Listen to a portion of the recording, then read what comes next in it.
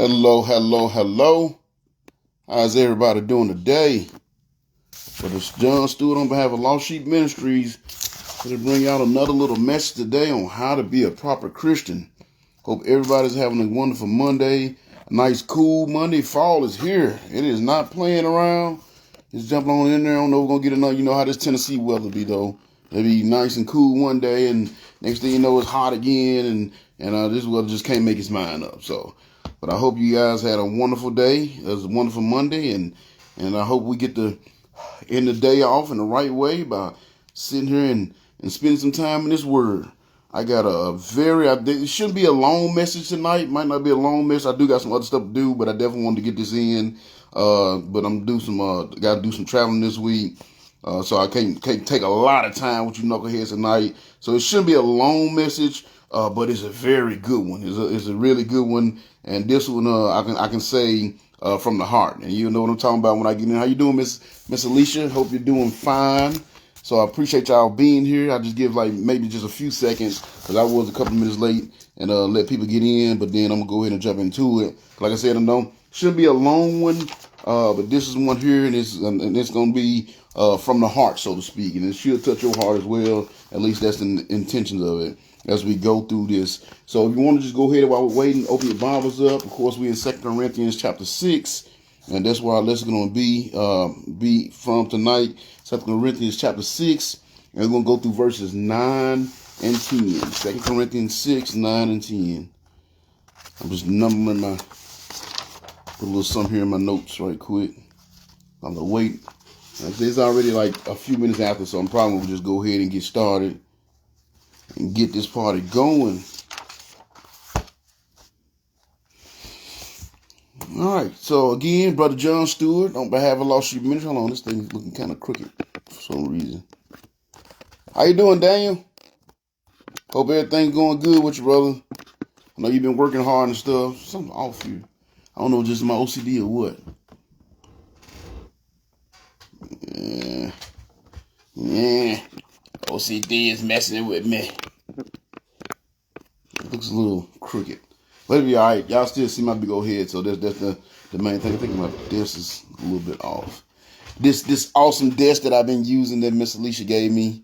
I use this, man, I got so much stuff on it. If you see this desk, you be like, boy, when I gave you that desk, it was way cleaner than that. But I've been using the mess out of it, and I definitely appreciate it. So again, Brother John Stewart, on behalf of Lost Sheep Ministries, here to bring out another lesson night, sponsored by Elysian Grove Community Church. I know it still say River Lake. That's the old church. But I'm officially, the way I turned my keys into the old church today. Broke my heart. I had to do that. Turned the keys into the old church because I got the keys to my new church.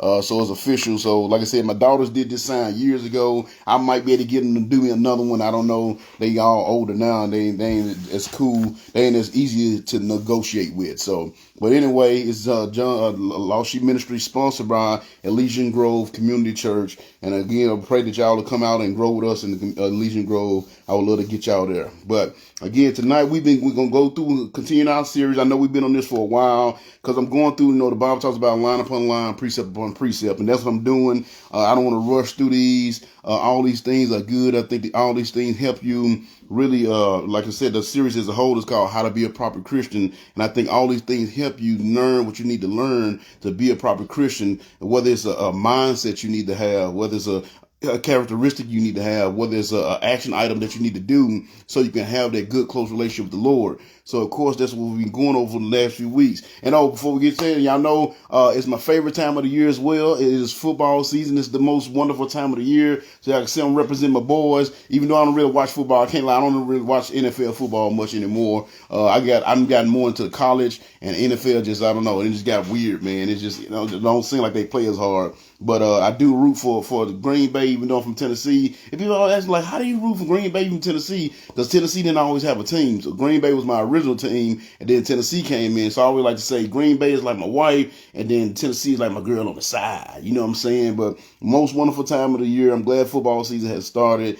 I am enjoying it a little bit that I get to see. I don't really watch the games. I just wait for all the games to play out and I just watch the highlights. That's all I got time for these days. But with that being said, like I said, let's jump into this lesson. Like I said, we've been doing this series, How to Be a Proper Christian, and I've been going over concepts and mindsets and characteristics and action items that you have to be so. So last one that we covered last week was point number 4. So we're in chapter 6, 2 Corinthians. And like I said, the whole premise behind this is if you go through the book of Corinthians, it's Paul wrote this letter to these Corinthians. And they, he went there, he started the church, and then they just got off on some weird stuff. And they started doing extra stuff that wasn't according to what he had taught them, stuff that wasn't biblical. So he wrote these letters basically trying to straighten them out and basically teaching them how to be a proper Christian. So really, if you go through the book of 1 Corinthians and 2 Corinthians and you read those books, it will tell you everything you should be doing, everything you shouldn't be doing, the things you should be focusing on, the things you shouldn't be focusing on. So the point that we covered last week was from 2 Corinthians chapter 6, verse 8.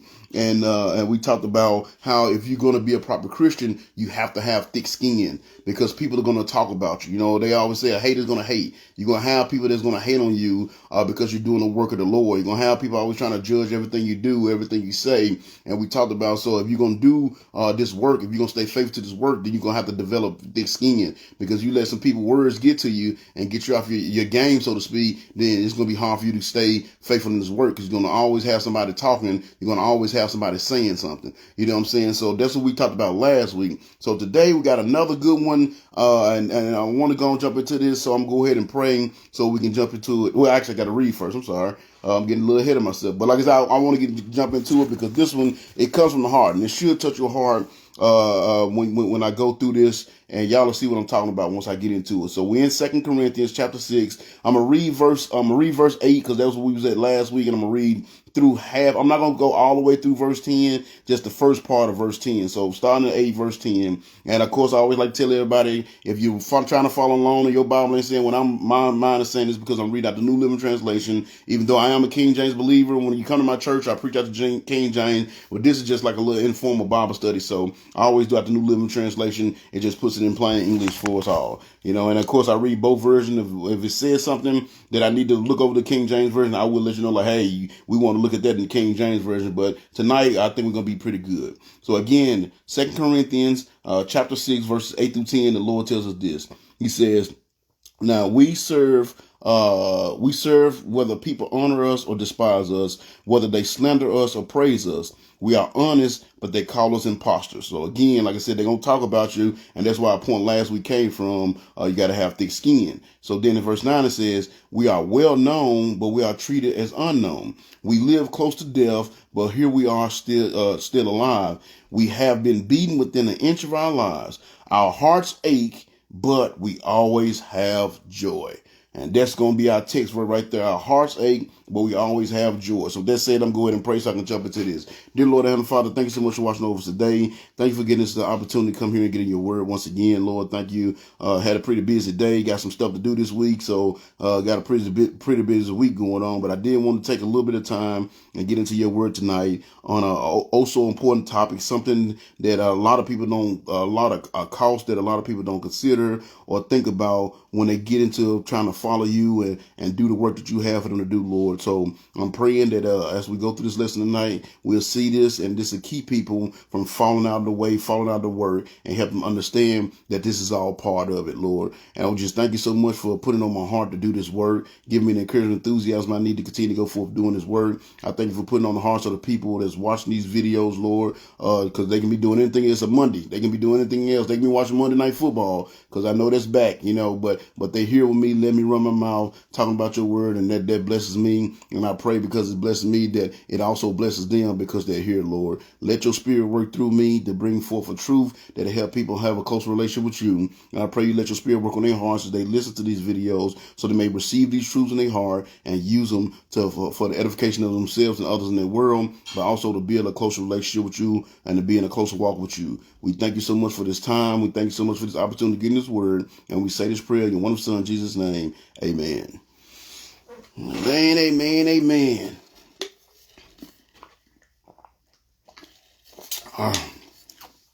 I don't know if my guy Big Keys is in here today. I know normally he's in here. I can't see if he's in here today, but if he is, I don't know how long he's going to hang out with me having his Green Bay shirt on. Considering the fact that we probably going to spank the Bears this year again like we normally do. But hopefully he'll make it in here and he won't go out because he see the shirt on. But again, like I said, we've been studying this lesson. Like I stated in the title, the series is called, How to Be a Proper Christian. And I'm trying to teach you mindsets, that you need to have or characteristics that you need to have, or I'm giving you action items that you need to complete or do to be a proper Christian, so you can be a proper Christian. And for those of y'all that have been following these videos along, I know Miss Alicia, you've been here just about everyone. Like I said, my guy Keys and a couple other friends have come in here and there over the last few months. For those of y'all that have been following this series along, I'm assuming it's because you have a desire to be a proper Christian, because that's the whole point of it. That's why I put the title out there. That's what it is. And we've been here for quite some time, for the last few weeks, and eventually we'll get through it and go back to the Old Testament for a little while. But for right now, that's where we're at. So again, I'm assuming if you're following these videos along, you're constantly watching these videos, you spend your time listening to these videos, whether it's while you're walking or whatever, it's because you want to be a proper Christian. Now, a lot of times we want to get involved in things, and we do things because we feel it's the right thing to do. That's the right thing. I mean, of course, I want to be a proper Christian because that's the right thing to do. And we do that a lot. We feel like it's the right thing to do. So, yeah, of course we're going to do that.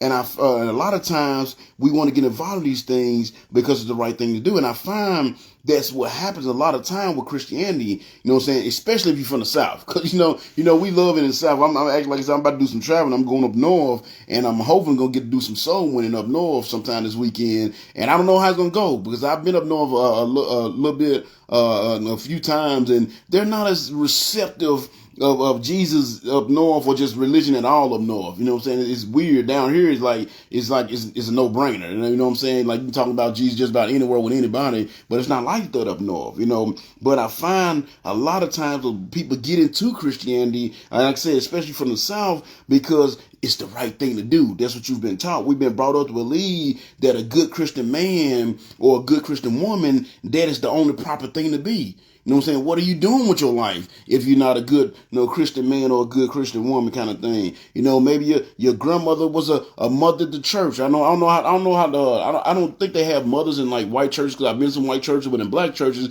they have what they call the motherboard. So the women, they like almost the female version of the deacon, so to speak. So maybe your grandmother was on the motherboard in the church, and your granddad was a deacon. You know what I'm saying? So you've always been involved with church your whole life. You know what I'm saying? So, to the point where you almost feel obligated to be in the church. You know what I'm saying? Being a Christian is almost like not even an option to you, because that's what you was raised as. And that's what happened to a lot of people, because, again, you've been taught that's the right thing to do. So what you do is you jump into Christianity and you say you want to be a Christian, want to be a proper Christian, without really weighing the cost of what that means. A lot of people do that. They jump into Christianity and they say they want to be a proper Christian. They say they want to follow Jesus. They say they want to worship Jesus, and they don't really weigh the cost of what that means, what they're talking. I know we talked about it a little bit in the other lesson before, but they don't really weigh the cost of what that means. Taking on that mantle of being a Christian, they don't really weigh the cost. It's just like over in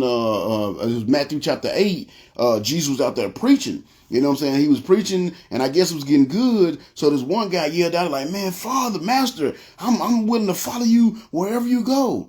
And Jesus kind of had to pump the brakes on him a little bit. Jesus responded, "Well, whoa, now." You know what I'm saying? He just kind of told him, he said, "Pump the brakes." And he gave him a thought. He said, think about this. He said, foxes have holes. You know what I'm saying? He said, and birds of the air, they have a nest to rest in. He said, but I, the Son of Man, I don't even have a place to lay my own head. You see what I'm saying? So he was trying to say, like, hold on, you sure that's what you want? You saying you want to follow me, but you sure? He's like, I don't think you really understand what it costs to follow me. And that's what he was doing. He was trying to get the man to consider the cost of what it takes to follow him. You know what I'm saying?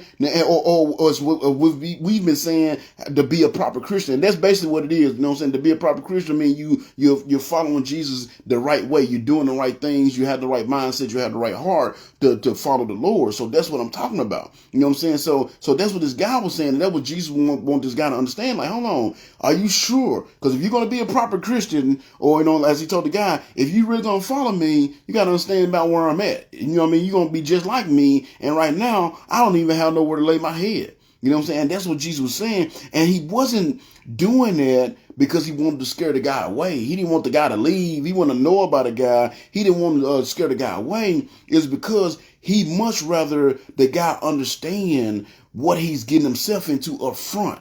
You know what I'm saying? So he can go away the cost of what it's going to cost him, and then go and step away if he realize, hey man, I don't have the heart for this. I don't have the heart to be able to go somewhere and not have my own place. Like me, like when I travel, I can tell you I'm getting old. Like I said, I got to do some traveling, and luckily I'm driving, because it drives me crazy when I have to fly because I can't take all my stuff. But if it's close enough to where I can drive, then I got to take my pillow. I got to take I got to take my pillow. I take my fan. I take my blanket, and it embarrasses my wife so much because my stuff is dusty because I sleep on it every night, and she can barely get away. I'm like a little kid with this blanket, you know. She can barely get away from me so she can wash it. So she gets so embarrassed, and my blanket is all raggedy and stuff because I've had it for years, but it's my favorite blanket. I gotta have it. You know what I'm saying? So for me to be like, man, I'm gonna be a missionary and I'm gonna go sleep in huts and I ain't gonna sleep with a fan, that's a big deal for me. You know what I'm saying? So if I'm gonna talk about being a missionary, I'm hoping somebody like, hey, just so you know, it ain't no electricity. You can't sleep with no fan, and you ain't gonna be able to have, you know what I'm saying? I want to know that, and that's what Jesus was doing. He wanted the guy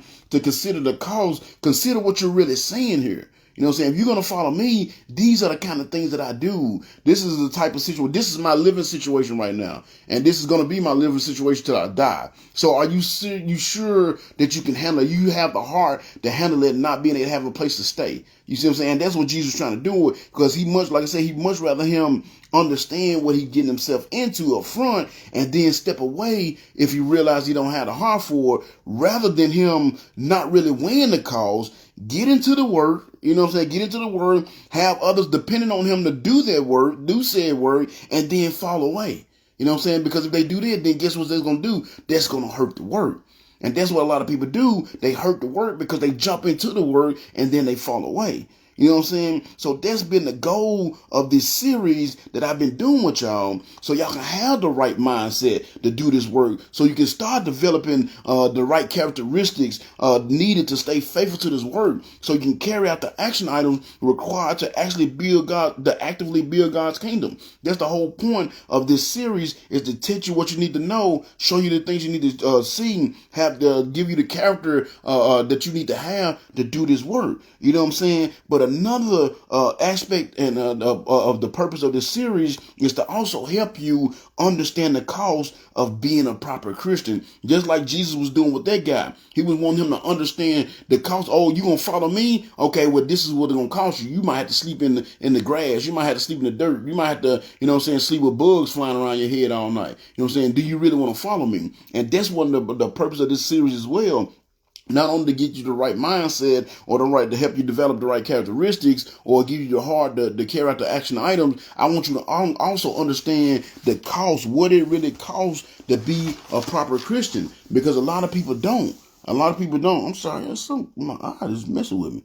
But a lot of people don't weigh the cost. And again, because it's the right thing to do, because it's a good thing to do, because that's what we've always been taught, we jump into the work and then we fall away from the work and we actually end up hurting the work. We do more damage because we didn't stay faithful to it. So just like Jesus, I want you to be fully aware of what you're getting yourself into when you take on this mantle of being a proper Christian. I want you to understand. So that's what we're going to do. You know what I'm saying? Because I'm saying the reason why I've seen so many people start off fired up for God. You know what I'm saying? They just got saved, or, you know what I'm saying, they had some kind of revelation or something, and they get all fired up for God to the point where they ready to go charge hell with a squirt gun. You know what I'm saying? Just charge the gates of hell with a squirt gun. You know what I'm saying? Because they so fired up. And then, you know what I'm saying, start off good, and they might be into the work initially, but then after a while, once they see all this cost, when they actually these costs start taxing them, what happened? They end up fizzling out because they didn't take the time to weigh out the cost. You know what I'm saying? And I know over the course of these lessons, I've talked with y'all about some of the calls that we need to consider when we're going to do this work. You know what I'm saying? We've definitely had several lessons about the suffering that's involved if you're going to be a proper Christian, you're going to serve the Lord. We've talked about the sacrifices that you're going to make if you're going to really serve the Lord. No, but the cost we're going to discuss tonight is a hefty one. This is a heavy one here. You know what I'm saying? I honestly think that this is the biggest cost to pay to be a proper Christian. You know what I'm saying? Because it deals directly with your heart. So the title of tonight's lesson is this: if you want to be a proper Christian, then the cost that you will have to pay is a broken heart. You will have a broken heart. You know what I'm saying? He said in our text verse, and I'm reading what did he get this from? He said, our hearts ache, but we always have joy. That's what he said in our textbook. And he said that because there's nothing more heartbreaking than being a proper Christian. There's nothing more heartbreaking than being a proper Christian. You have joy, yes, because you get people saved, but you also have heartache. And a lot of times we forget about the heartache that comes from doing this work. We always want to do the rejoicing and talk about the good and get a good testimony. And those are fine. No, those are good things, but you got to understand there's a certain level of heartbreak that comes with being a proper Christian. Matter of fact, there's nothing more heartbreaking than trying to do the things that you need to do, walk the path you need to walk to be a proper Christian. Because if you truly, if you're going to truly be a proper Christian, that means you're going to have to do, you're going to have to be like Christ. Because that's what being a Christian is. It means Christian, literally translates to the Christ-like one. So if you're going to be a proper Christian, then that means you're going to have to live like Christ. And guess what? A majority of the world and the people in the world don't choose to live like Christ. You're going to have to live like Christ, but a majority of the people around you, the majority of the people in your world, the majority of the people in your family, the majority of the people that you spend a lot of time with, they don't do the same. You know what I'm saying? So the only way for you to be able to walk that path to be a proper Christian is to cut people off and to distance yourself from people. You know what I'm saying? Because you can't be a proper Christian and if you spending a majority of your time with worldly people doing worldly things. It's not going to happen. That's one of the sacrifices that we talked about. That's some of the suffering. So you got to distance yourself from people that you have a true, genuine love for.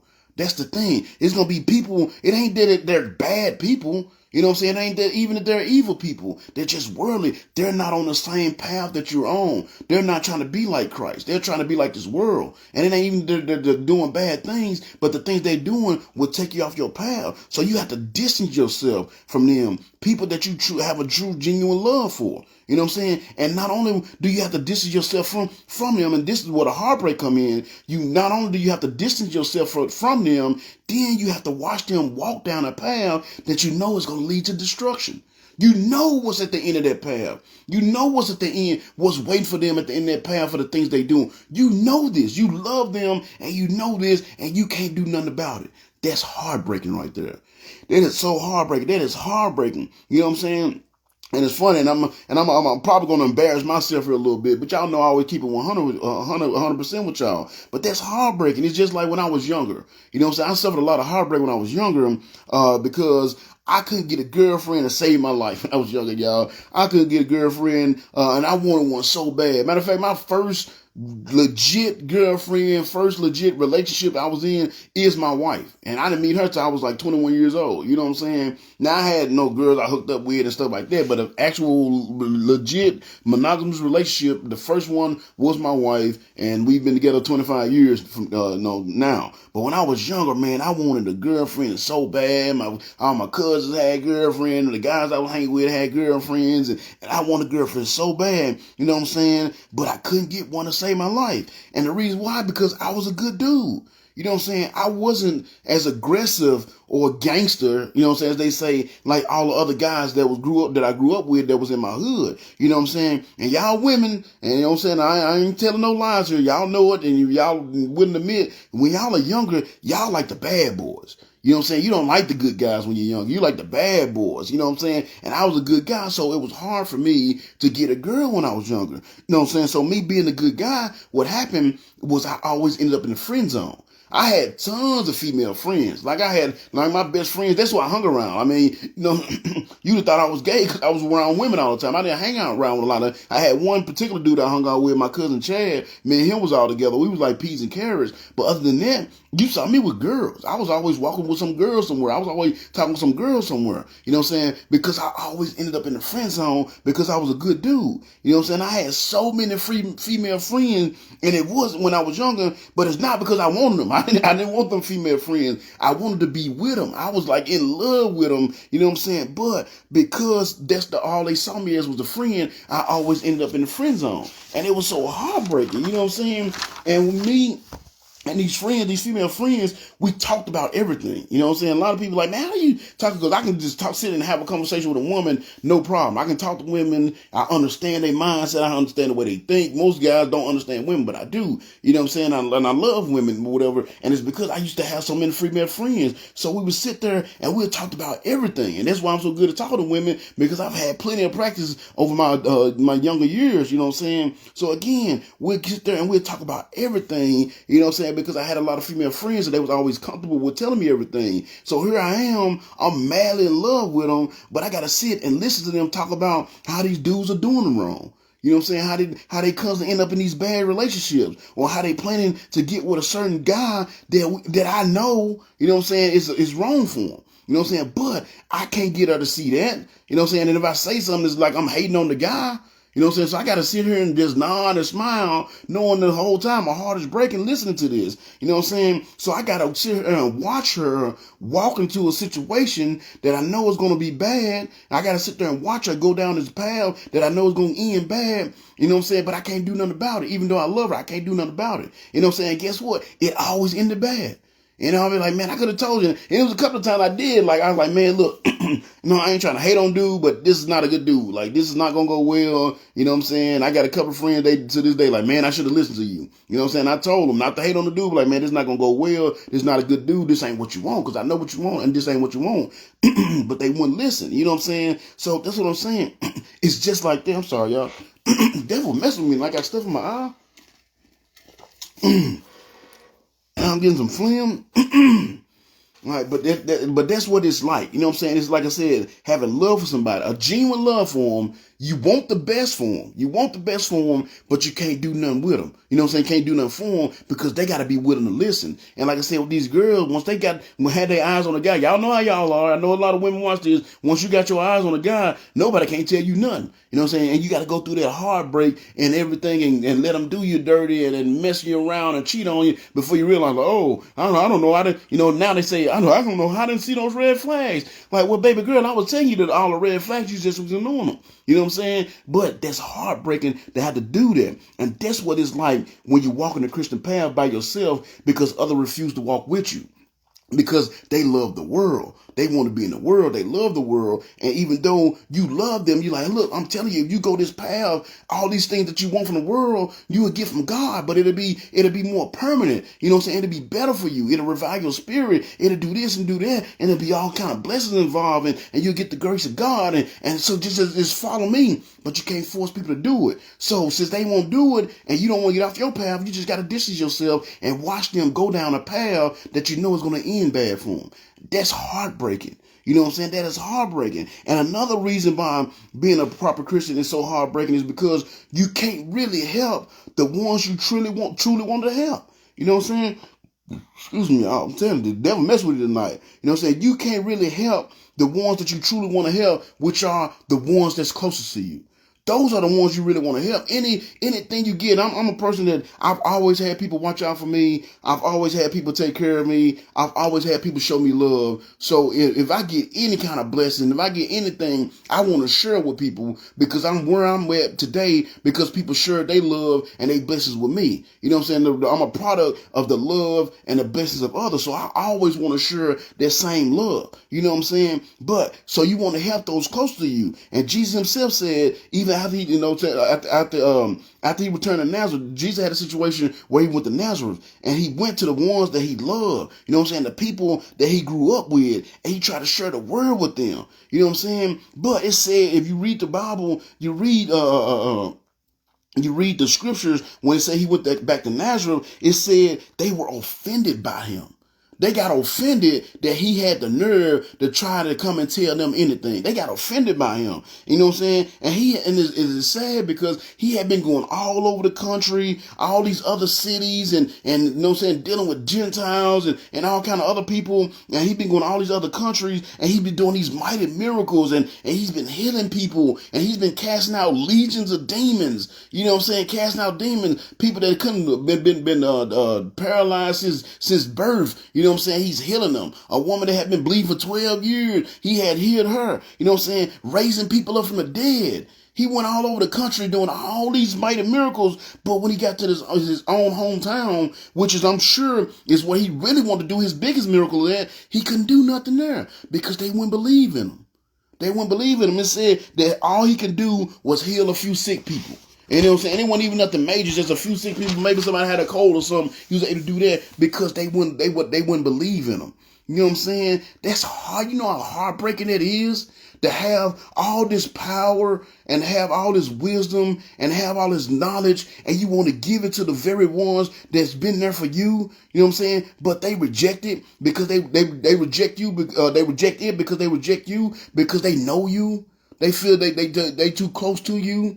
You know what I'm saying? That's so heartbreaking, man. It's like when I look at my people, you know what I'm saying? I look at all my people, and you know what I'm saying? I look at the ones I love, and I have people that I'm really close to, that I really love, and they're just suffering from sickness. But it's not a physical sickness, it's a spiritual sickness. You know what I'm saying? Because of the way they live, the things they do, the way they live their lives, the people they hang around in, you know what I'm saying, hang around with. You know what I'm saying? So they're sick spiritually, and I can help them. I have the cure. You know what I'm saying? I know what you need. I know what you need to get all this drama and chaos out of your life. I have the answer for you. It's right here. You know what I'm saying? I can give it to you, but they won't listen to me because they know me. They know how I used to be, or they grew up with me. So they're offended by me. And that's what happened with Jesus. That is heartbreaking. You know, it's so heartbreaking to have this power. It's just like, you know what I'm saying, if somebody was suffering from cancer, you know what I'm saying, stage 4 cancer, you know what I'm saying? And I go to the cancer ward, and all my loved ones, they's in there, they all suffer from cancer. And I got a bottle of pills. If you just take this pill, it will heal you from that cancer. Just take it. You know what I'm saying? But then I ain't taking none from you. You know what I'm saying? I don't trust you. How do you know that it's going to heal me from cancer? You know what I'm saying? I don't trust you. I don't trust you because I know you. I know how you used to be. Where you get the pill, you used to sell some pills that didn't help people. So why you all of a sudden trying to sell these pills now that's going to help me? Nah, I don't trust that. You know what I'm saying? And they reject it because they reject you. And that's heartbreaking. You know what I'm saying? It's so many people, when I'm counseling people and I'm talking to people, man, and they're telling me the problem they're going through, they telling me the things they dealing with, I can literally tell them exactly what they need to do to get out of that problem. I can tell them exactly what they need to not do as well. You know what I'm saying? I can really tell them. And if they was listening and follow what I say, they can do it. I know this, but most people won't listen. Or they'll listen and they'll go off and do the exact things I told them not to do, and they won't do the things I told them they need to do. That is heartbreaking to have all this now, to look at this world and see how sick this world is. And not even the world, just look at within my own family and within my own friends and within my own associates, within my own loved ones, and see all the problems they're going through and see all the struggles they're having and see all the things they're dealing with. And I have the knowledge to help them with those things, but they got to be willing to receive that knowledge. They won't listen. So I just got this power. I got the knowledge to help them. I got the cure, but they won't take the cure because it's me giving it to them. That's heartbreaking. That is heartbreaking. That's why when Jesus left, he said, you know what I'm saying, he was going there and he couldn't do no miracles. He left. Before he left, he said, a prophet is honored everywhere except in his own house and among his own people. He said a prophet, he said it twice, he said a prophet is except honored everywhere except among his own house, among his own house and in his own house and among his own people. And I'm telling y'all, there's not a truer statement in the Bible than that. There's not a true statement in the Bible, because I've been doing this over 20 years now. I gave my life to God 21 years ago. I've been doing this over 20 years now. I've been preaching on Facebook for the last 5 years. You know what I'm saying? And if you look at how many Facebook friends I got over 3,000 Facebook friends. Over 3,000 people. I think it's 3.2 last time I checked. You know what I'm saying? And 80% of those people is not just random people from the internet. I know about 80% of those people. Like, I know personally. I've had a conversation with these people. I've looked these people, eye to eye at some point. You know what I'm saying? But yet, when I post these videos, when I do these sermons and I post these videos, I'm lucky to get 400 views. You know what I'm saying? And even in those 400 views, that's only because it popped up in somebody's feed and they maybe scroll by, accidentally touched it. They don't watch the whole videos. They don't sit there and go watch it all the way through. That's why my lessons been shorter lately. Like maybe if I short it up, I give them the listen for a little while. You know what I'm saying? But I be lucky. I got over 3,000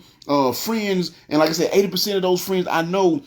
And yet I'm lucky to get 400 views on a video. You know what I'm saying? Like I said, and the thing is, the crazy part about that, even with the 400 I get, a majority of the people, majority of the 400 watching are people that I recently met. They're people, they're not the people that I grew up with. They're not the people that I, you know what I'm saying, that I starved with and I struggled with and I hustled with. No, it's people that I recently met. You know what I'm saying? Only in the last few months, I know about the last 2 or 3 months, I would say some of my friends that I actually grew up with and I've been in a struggle with, and they're actually people that's in my inner circle. Maybe the last few months, some of the people from my inner circle have started, you know what I'm saying, messing with me. They started watching the videos and they started reaching out to me. But like I said, I've been doing this for 21 years. I've been on here for at least almost 6 years. 5 years, because it was back in 2020 when I started doing this. 5 years, and they just started reaching out. You know what I'm saying? And that's heartbreaking, because when I first started this, I'm like, man, I got 3,000 friends. I know all these people. Surely they're going to listen to me because they know how I am. They know I always keep it 100. They know I always love them. Surely they're going to listen to me. So I thought when I first started this, that's where my main support would come from. My main support would come from the ones that I grew up with. It would come from the ones that I struggled with. It was the ones that come from the ones I love, but it wasn't like that. It didn't happen like that.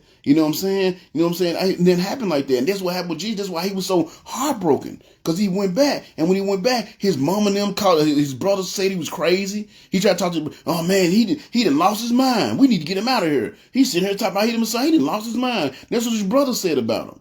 You know what I'm saying? All the people in town. Who is he?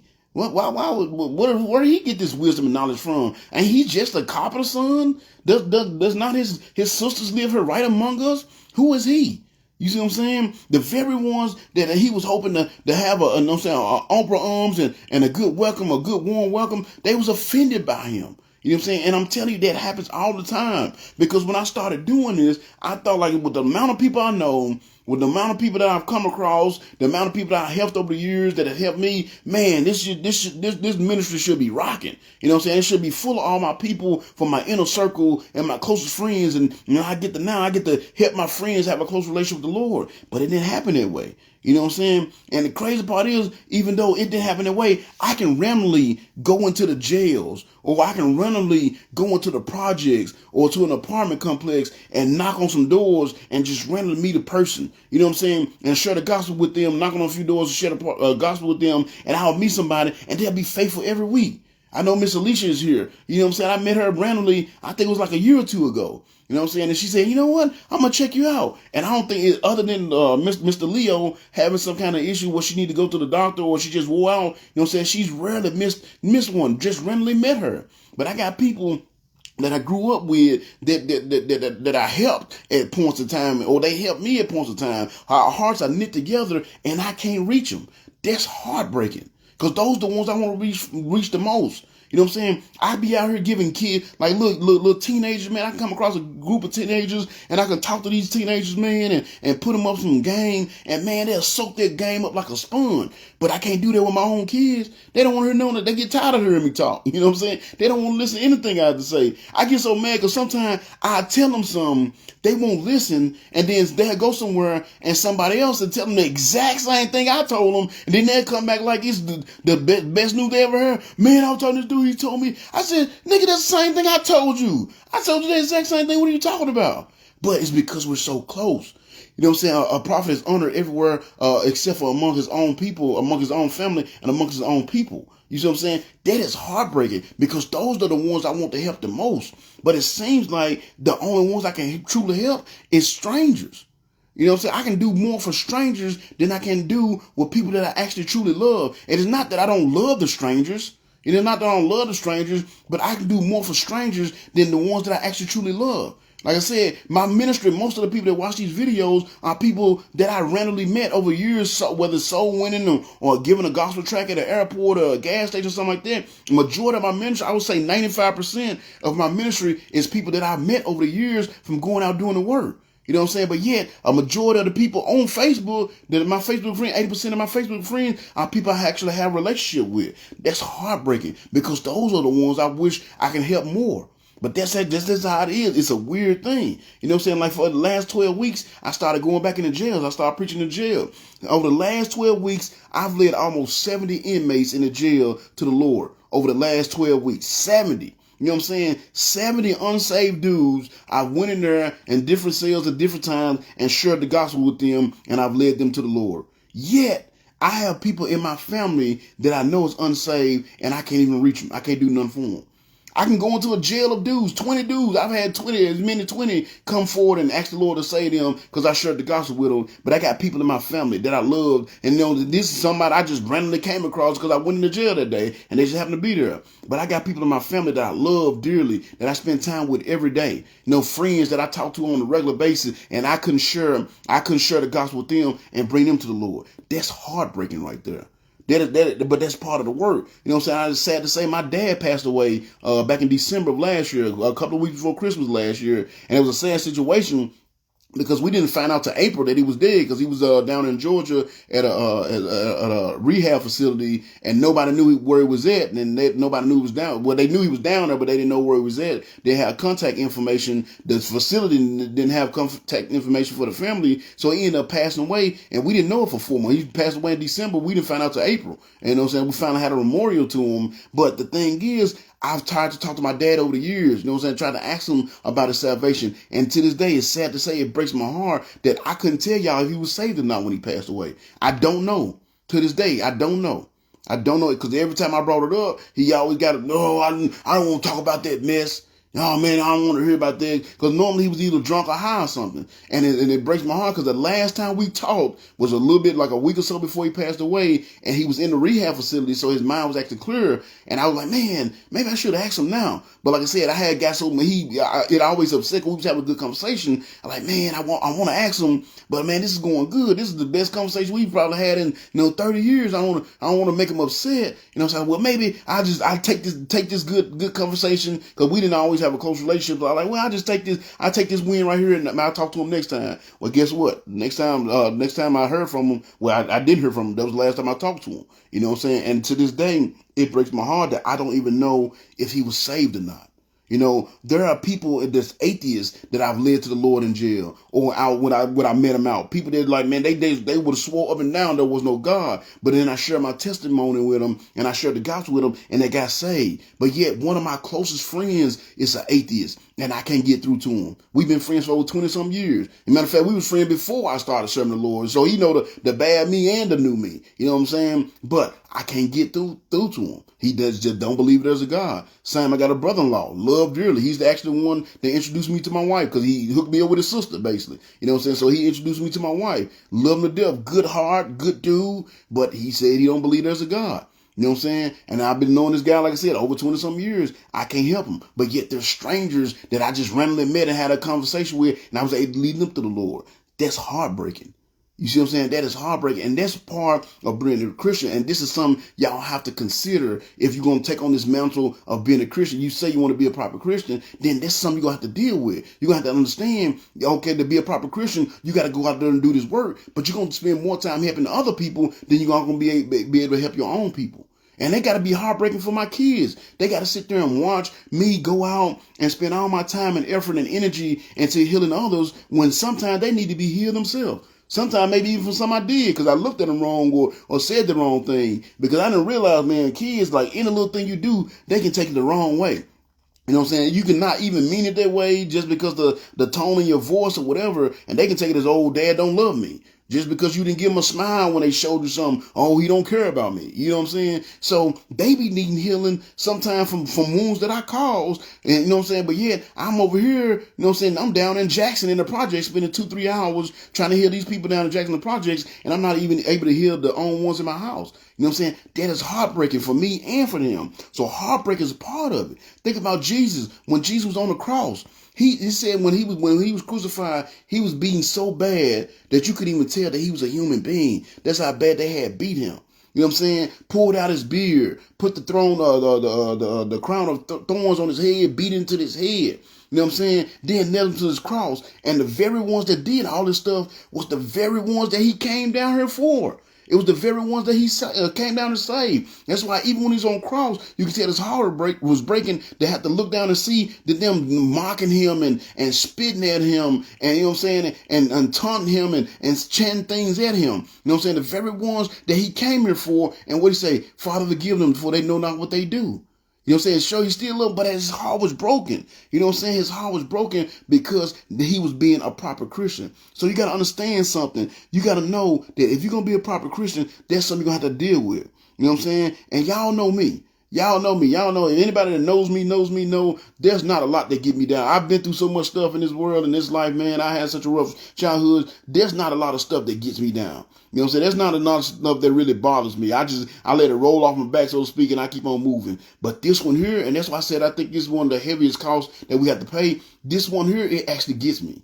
You know what I'm saying? When I think about my atheist friends and my atheist, like I said, the one kid, he's like a brother to me. When he's not a kid, I'm 5 years older than him, but he's like a brother to me. And my brother-in-law, he is technically a brother to me. And the family members that I have are unsaved and they call themselves agnostics, and all the friends I have and people that I work with and people that I've associated, people who path I've crossed. When I think about all the ones that I've crossed that I know are unsaved and I know are atheists, but they won't listen to me, man, that breaks my heart. That breaks my heart. So that's why I said this one here, because I know I'm not as excited as I normally am. Like I said, this one here is from the heart. This touches the heart because it's a sad thing, and you got to be willing to bear that burden. You know what I'm saying? When you take on the man of being a Christian, you're saying that you're going to bear the burden of others. You're going to bear the burden of, you know what I'm saying, having these loved ones that you love, and you got to sit there and watch them destroy themselves, knowing that you have the answer for them, you have the cure for them for their sickness, and you can't do nothing to give it to them because you can't force it on them. You got to hope they want it. You know what I'm saying? What they say, you can lead a horse to the water, but you can't make them drink. You know what I'm saying? They're dying of thirst. You know what I'm saying? Their spirit is thirsty. They need that living water, and you know where the well is at. You know where it's at. You got the location. I can take you to it right now, but I can't force you to go with me to drink from it. That's heartbreaking right there.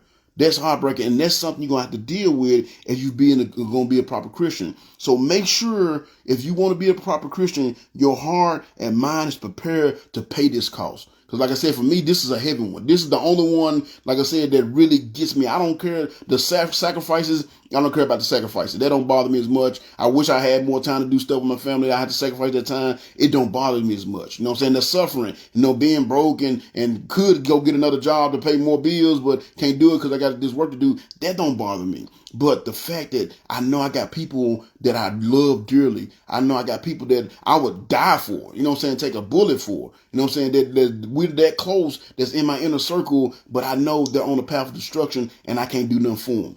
That hurts. That's one that heartbreak, that hurts. So again, make sure your heart and mind is prepared to pay this cost, because it's a heavy cost. Because if you're going to be a proper Christian, then you're going to have a broken heart. And that's it for tonight, y'all. I told you it wouldn't be too long.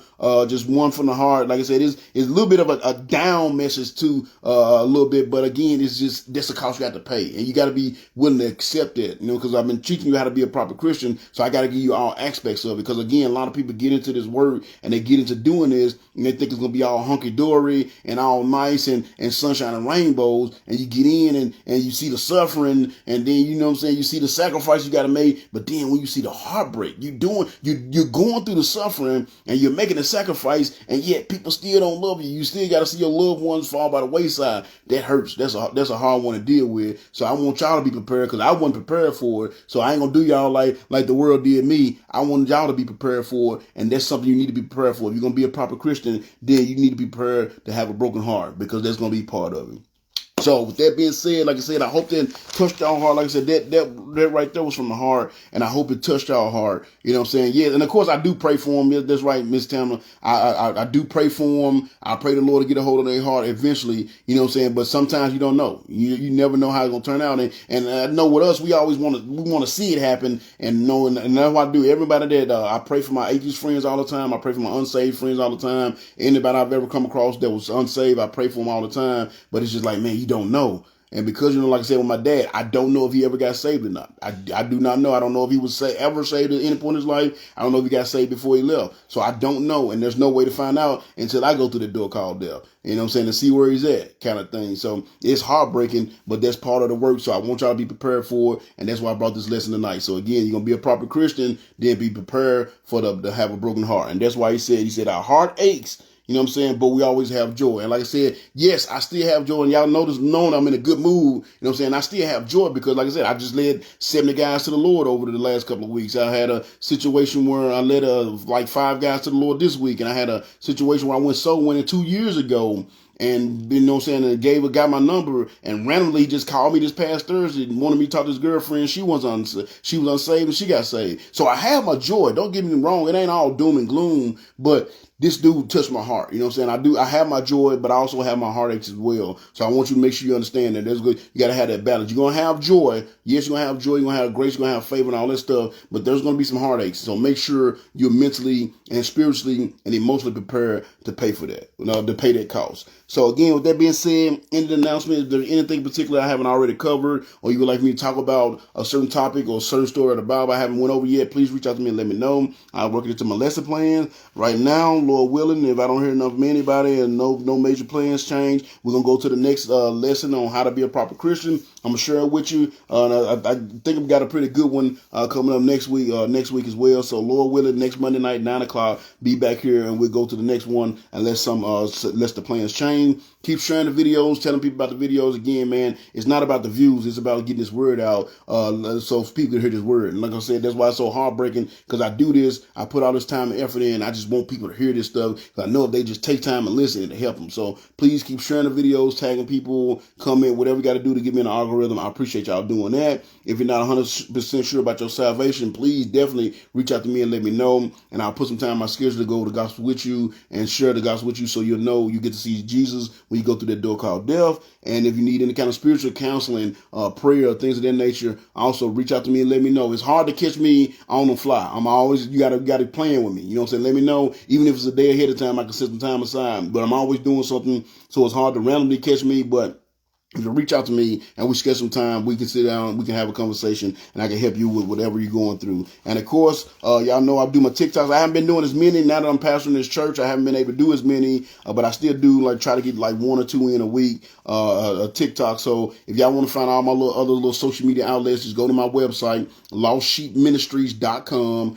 Scroll down to the bottom and you'll see a link to my YouTube, my Facebook, where y'all obviously know the Facebook, but my YouTube, my Facebook, my TikTok, and my Instagram, and y'all can catch my TikToks and all that little stuff that I put out there as well. You know what I'm saying? But if you want to catch up on some old series that I did or some of my old sermons, the best way to do that is YouTube, because now Facebook deletes everything after 30 days. So any of my old sermons, they're all on my YouTube page. All you got to do is go there to my website, find a link, and go down there, and you can watch to your heart's content. So with that being said, man, thank y'all for joining me tonight. If you're in the Waverly area, even if you're in the Dixon area, it's not a far drive. Y'all come visit us. It's at Elysian Grove Community Church. I've been there for about 2.5 months now. It's starting to grow a little bit, so it's getting exciting. But I want y'all to be a part of it as well. We meet there. Girl, get that mess off my phone. I'm trying to be with Jesus right now. You come with that Titans mess. Now I love the Titans too. You missed what I said earlier. I don't know.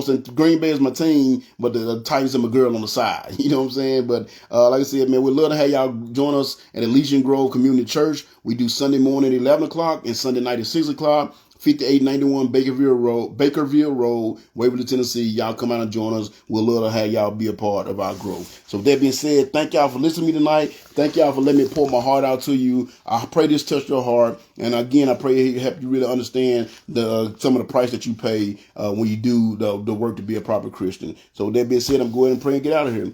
Dear Lord and Father, thank you so much for watching over us today. Thank you so much for shining your love and grace down upon us. Thank you for putting this message on my heart.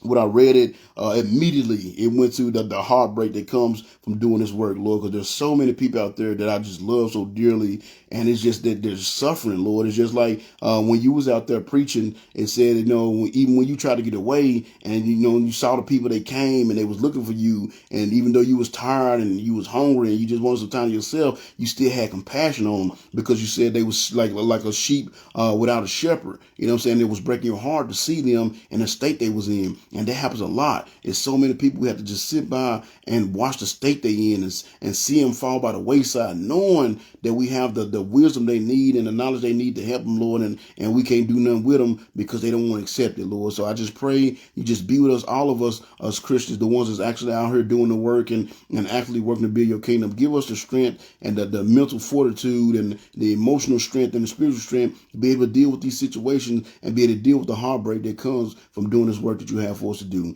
I pray you continue to watch over the Lost Sheep Ministry so it can continue to grow, prosper, reach out in the community, change the lives of others, and capture lost souls of men. I pray you continue to be with my family, Lord. Be with us as we go through our ups and downs as well. And just continue to give me the wisdom to guide this family in the right direction and continue to put down a solid foundation of your word in the hearts of my kids and the ones that follow me, Lord. I pray you continue to be with Legion Grove Community Church. Help it continue to grow. Thank you for the growth we've experienced over the last few weeks, Lord. It's been a blessing for you to call me there and the work to be done and starting to see the fruits of the work. And I pray you just continue to give me the encouragement and enthusiasm I need to go forth doing that work, no matter what the ministry may say, the numbers may say, or the world may say. I pray you be with all the ministry members, all those that you've given me the responsibility of leading, Lord. Watch over them as well as they go through their ups and downs. Be a wall of protection around them. Keep them safe and protected from the attack of the enemy, whether it's physical or spiritual, Lord. And I pray you give them the strength and encouragement they need to continue to go forward doing the work that you have for them to do. I pray you just watch over us as we finish out this night. Pray we can have a good, safe, peaceful night's rest, Lord, and wake up in the morning ready for another day of honor, glorifying, serving you. I pray you be with all those that serve, all those public servants, all those that give that put their health, life, and safety at risk to protect the health, life, and safety of others. Be a wall of protection around them as they serve so they may make it back home safely in the same condition they went off to serve in. I pray you give them the wisdom to make the right decisions, especially when they come to life and death situations. Give them the wisdom also not to abuse the authority they've been granted over those they supposed to be serving and protecting. But keep their loved ones safe and protected while they out there keeping the loved ones and others safe and protected so they can have a moment they can embrace each other once again, and they give you the honor and glory because they recognize it because of you, they was able to do so. I pray you be with all those that's having health issues right now, Lord. I have so many prayer requests for those that's suffering from health issues, Lord. And I pray as Jehovah Rapha, you put your hand upon them, help them feel your healing power, Lord, and give them the wisdom, give their doctors wisdom to make the right diagnosis and prescribe the right treatments. I pray you give their bodies the strength to be able to withstand those treatments. And I pray those treatments are effective and they're able to get back to 100%. And they recognize it's only because of your grace that they was able to do so, Lord. And I pray you just be with us all as we walk this path. I pray for the day when the world as a whole, we will humble ourselves, pray, seek your face and turn from our wicked ways so you can hear from heaven, forgive our sins and hit our lands. Continue to watch over me and my family. Give us the encouragement and enthusiasm we need to go forward doing this work. And be with all my ministry members as well. Just continue to use us all in a mighty way to do our part, to honor and glorify your name and actually build your kingdom. We love you so very much. Thank you for this lesson tonight. I pray it touch the hearts. This was from the heart, and I pray it touch the hearts of those that listen and they're willing to pay that cost so they can do this work to honor and glorify you. We love you and thank you for all you've done and given. Say this prayer in your wonderful Son, Jesus' name. Amen. Amen. So I appreciate y'all for joining me tonight, man. Again, man, go Pack. Even though, like I said, I really ain't been watching. I can't really say I'm a fan anymore. I don't really watch NFL no more. I got into the college thing now. But Pack has always been my team, so they're going to be my team. You know what I'm saying? And like I said, I love the Titans too, Tamna, but they just my girl on the side. Pack is my main wife, you know what I'm saying? But I hope everybody is enjoying this fall weather, enjoying the football, but more importantly, I hope y'all are enjoying a close relationship with the Lord, because that's the purpose of these lessons, and I pray that these lessons are helping y'all do so. So I love you all. Lord willing, be back next Monday at 9 o'clock. If not, you know what I'm saying, keep your eyes on my page. I'll let you know if I'm not going to be here. But Lord willing, I will be here. And I pray until next time I see y'all be safe. Remember to always watch your back and pray. And until next time, I love you all. Peace.